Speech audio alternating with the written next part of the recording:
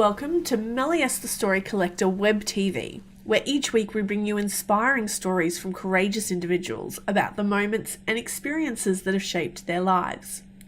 Now, this episode is a little bit different because we are talking to the beautiful Shweta about the courage it takes to stand up and express your truth, even if that means putting yourself at risk of judgment from those who don't quite understand. This is an awesome episode where we talk very openly about her choice not to have children, but that one step further, her choice to openly express why she has made this choice.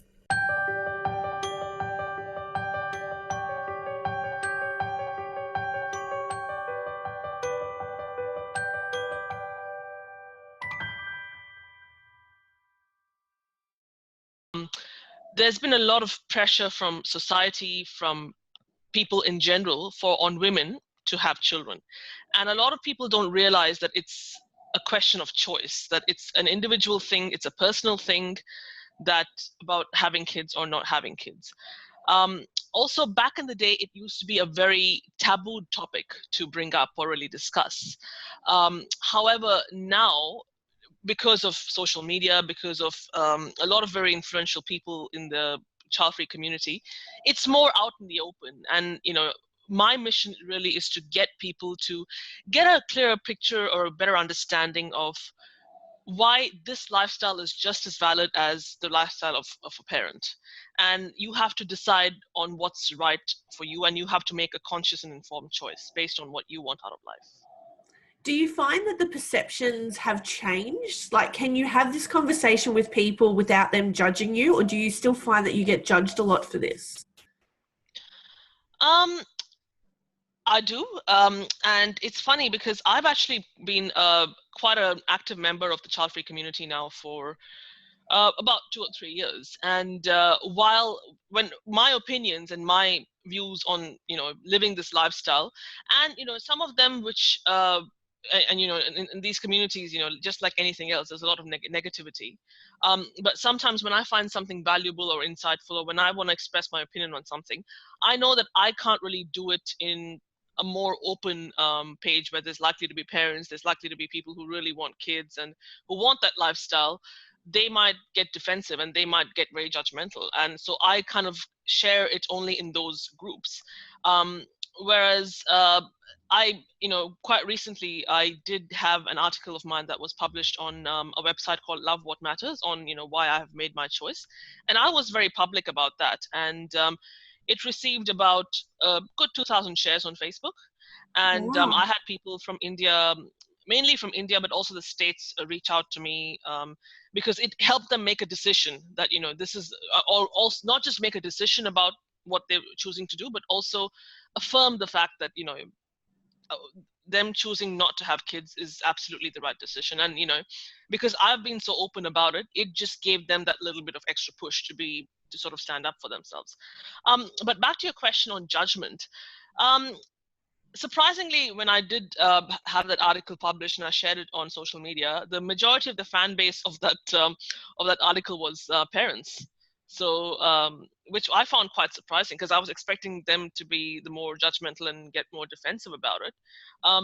But they were just like, your points are very, very valid, and you are doing what works for you, and you've made a very conscious, wise, and smart decision. I think the only judgment that I have really only gotten has been, surprisingly, it's been from men. Wow.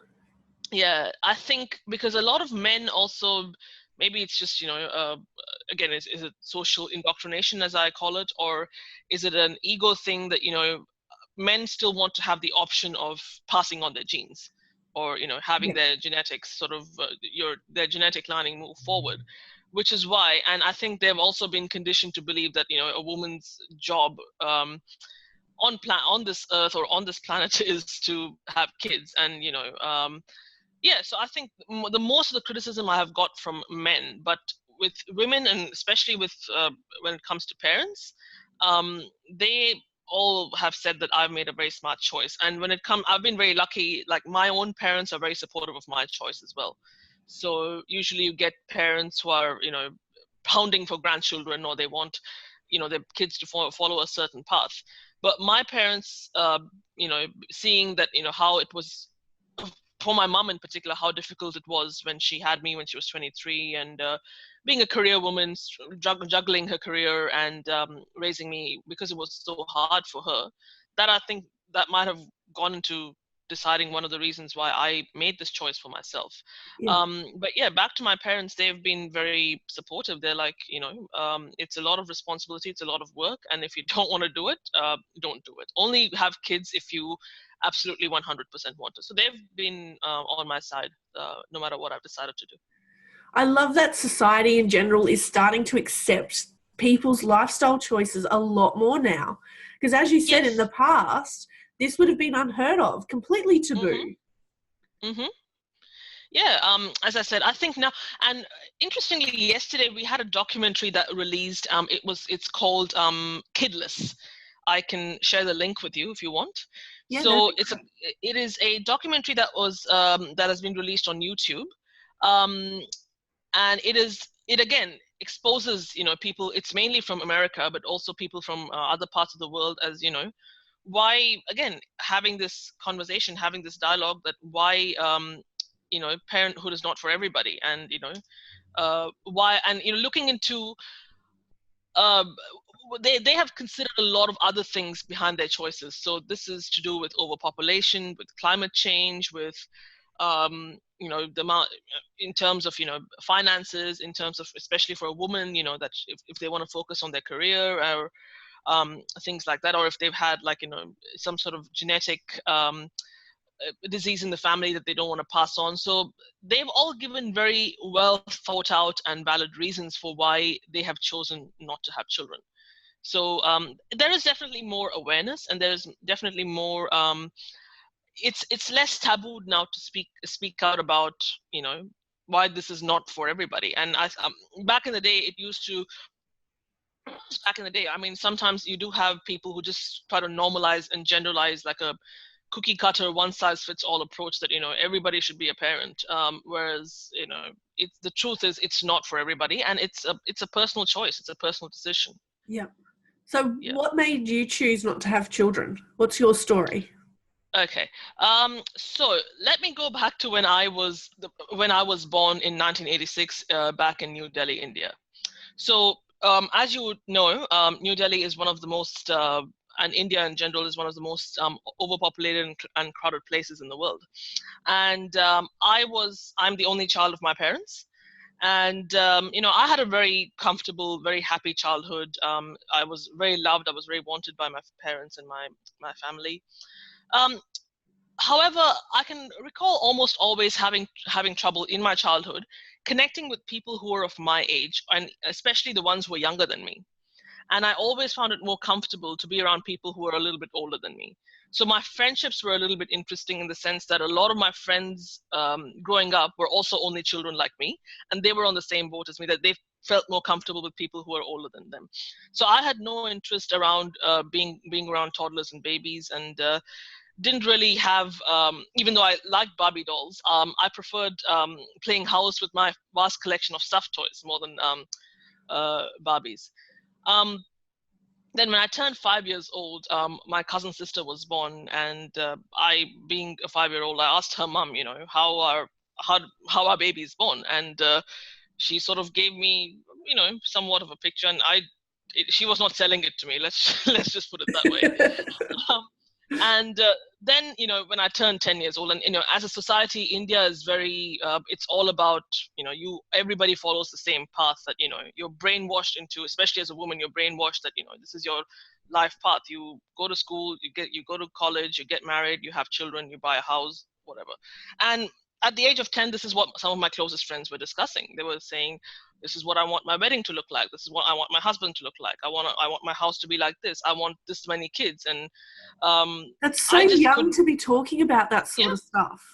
but that's how, in Indian society, women are programmed or conditioned. I'm very lucky to have had a very different upbringing to my friends, but this is what most of my friends were talking about at that age of 10, that this is what they Wow. want from their future. But I retaliated with saying that I wanted to visit this many countries when I got older. I wanted to travel to this many countries. I wanted to have this many dogs as pets. I wanted to read these many books, and I wanted to go on these many stages and perform. So it was a very polarizing conversation. So if you sort of sort of put it that way, so it was nothing like what they were talking about. And so unconsciously, I had sort of told my mind that I do not want to have kids. It's not something that I ever want to be a part of. So that sort of planted the seed. And, then I went through my 20s and I thought, okay, I will probably have, my maternal instincts will kick in, and, people around me were starting to have kids. And I was like, oh, I was trying to talk myself into it. Then I got to my late 20s, it just didn't happen. I did a lot of travel. I sort of changed careers. I started to work as a school teacher as well. And I really got a clear picture about some kids who had didn't have the sort of childhood that I had, so they didn't have, a stable, loving family. They came from home environments where there was a lot of substance abuse. There was a lot of domestic violence, alcoholism, parents who had mental health challenges. They had trauma. And the kids didn't even have like steady meals, and they were unwanted, let's just say. And I also got exposed to the amount of kids that end up in the foster care system. And then, so all this while I was thinking, people always say parenting is the be all and end all of everything, but there are a lot of people it's not working out for them as well. And so, so when I started investing in a life of travel, and when I got exposed to, how for some people, how rough parenting is, and also for some people, how even though they have kids so recklessly just because they had to, and then they don't give them the best life. I just decided I decided by the age of by my early 30s, it was a nail in the coffin that this is not the sort of, I mean, in a nutshell, this is not what I want to do with my life. So you had much pushback from anybody when you explained this story? There was a time when I was when I was just being questioned a lot. And as I said, it was when I was dating, and when I was in relationships back in my 20s, and when I was dating in my 20s, I had to explain myself to a lot of men as to why I don't want to do this. Yeah. And again, some of them just could not get their head around, because again, the natural status, society says as for a woman is to want to have children. And when if someone doesn't fit that, people just assume that something's wrong with you, something has happened to you in your childhood. And there are some people who don't want to have kids for that reason, because they didn't have a good childhood. That's not the case with me, though. For me, it's never been a desire. It's never been something that I thought was necessary, and it just did not. It did not resonate with the sort of lifestyle that I wanted, because I realized that when you become a parent, how much you have to give up, how much hard work it is, how much of a responsibility it is, and call it selfish, but I didn't want to do that. And and I have relationships have ended for me because of that reason, because the man actually wanted kids. And but coming back to since 2017 onwards, when I returned to Australia after my traveling and being all over the world, when I went back into the dating pool, I've been very lucky. I've only ever dated men who are child free as well. So it's nowadays there's a bit more consolation, and because there's more awareness of people who, because they don't want to do it. And I think also men see a lot of women around them who are making this choice not to do it. I think they are also coming to accept and get on board with the fact that it's not really a necessity. So since 2017, it's been a lot easier for me to date, because that was the only problem that I was having. Whereas with my friends, with my parents, it was never really an issue. So yeah. And I think we are very lucky to be here in Australia, where it is very acceptable to be different, that we don't have to follow the same path as everybody else. Yep, absolutely. Yeah, that was but having said that, I think if I had lived in India, if I'd continued to live in India, I don't think my stance would have been any different. Because I do know that even in India, because through social media, I've had a lot of people from India contact me, and there is a big community there as well, both men and women. I don't really know much in terms of like whether they come from the big cities or the small towns. I just know that there is a community there, and there are people who are actively making this choice not to have children. My own cousin, she lives in New York now, but she's been there for the past 2 years. But all her upbringing has been in India, but she's also known from a very young age that no, she doesn't want to have kids. Yeah. So now it's becoming, even in a country like India, it's just, the societal pressure that that patriarchy, that social indoctrination, and that conformity is a lot stronger in India than what it is in Australia. Yeah. Yeah, now over here, it's much more acceptable to live, and it's more common, I think, to live as a single woman, as a child-free woman, or a man. And yeah, there's no one butts in your business. No one sort of judges you, or no one really puts you in a certain box one way or the other. So yeah, in general. So where has courage presented itself for you then along this journey? Has it been simply explaining your choice to others? Has that been the courageous act? I think the courageous act, I would say, is because of how vocal and how transparent I have been about my journey, and because I have written a big thing on this, because of this article, and because I've posted a lot of stuff on through social media. I think the courageous move that I have made is to give people the tools to decide one way or the other what is the right sort of choice for them. And they have said to me that had I not known all this, I would not have been able to make an informed and clear choice and stick to it.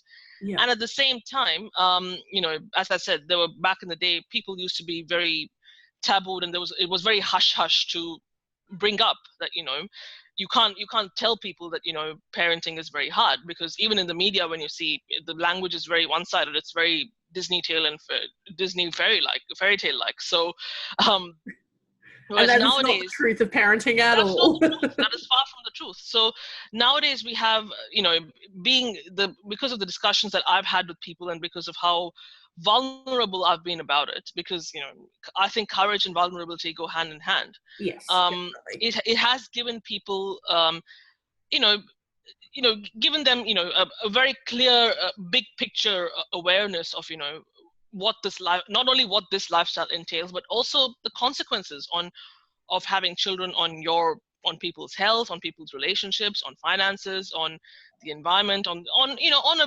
macro level, basically. Yeah.